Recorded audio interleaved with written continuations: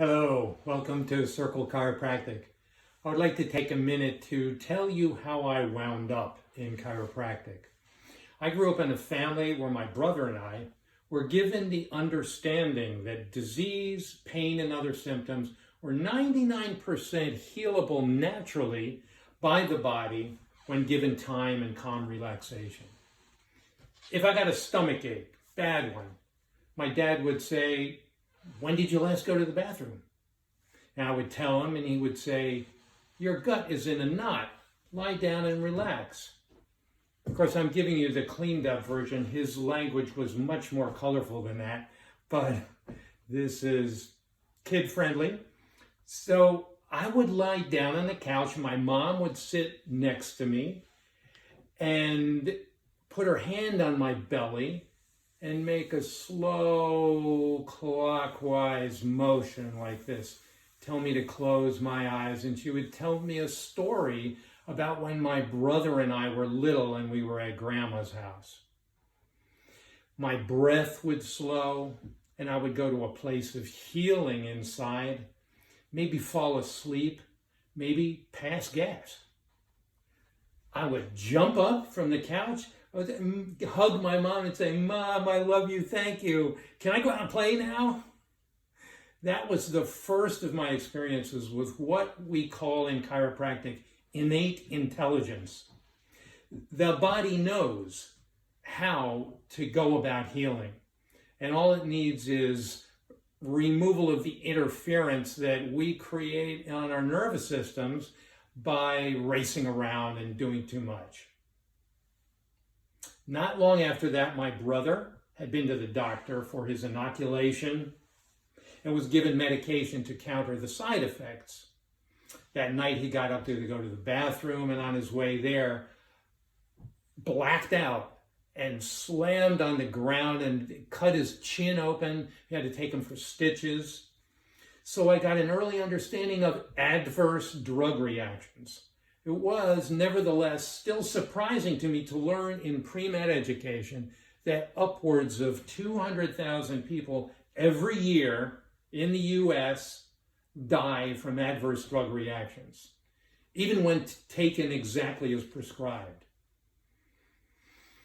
This was well before current opioid addiction and overdose epidemic, so the number is currently much higher than that. Let me restate that 200,000 deaths every year is the number of people in 3 jumbo jets going down every 2 days. So many years later, our daughter and her social studies class were listing essentials necessary for human existence. You need clean water, fresh air, food, shelter, clothing, medicine. Something did not quite sound right to her, and she said, "Well, medicine's not essential. The brain tells the body how to make all the drugs we need right inside us." Wow. The pride of seeing one's own daughter stand up and tell the truth. Every day I run into opportunities to explain this fact of nature that we often forget. As you might expect, our kids were born at home with a midwife and older siblings there to help. This did not happen automatically. My wife, Jamie, had to study and prepare her body and her mind for any eventuality. Thank goodness for intervention when it's absolutely necessary. We simply tip the risk factors toward good luck by being fully aware and consummately adaptable.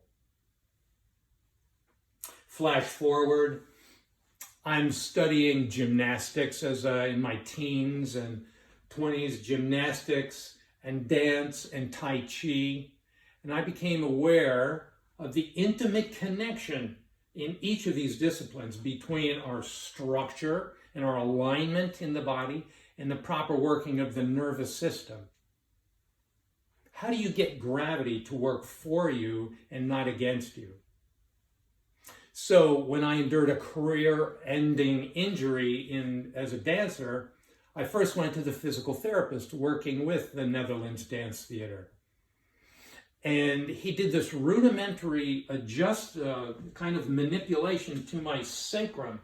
And I said, wow, that feels good. So I came back the next day. I said, could you do that again? That was great. And he said, no, you don't need that. What you need is this physical therapy equipment. Subsequently, I didn't get better, and I landed in the hospital for 10 days. That was a joy. I was getting injected with anti-inflammatories, and I was taking Librium, which was the sedative of choice in those days. Immobilization was the way of thinking at that time for these kinds of injuries.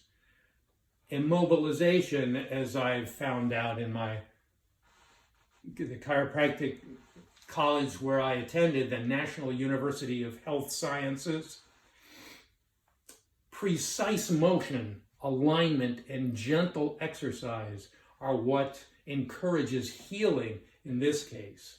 It's a soft tissue injury. If you have a broken bone, you need to be immobilized so things can knit together without motion.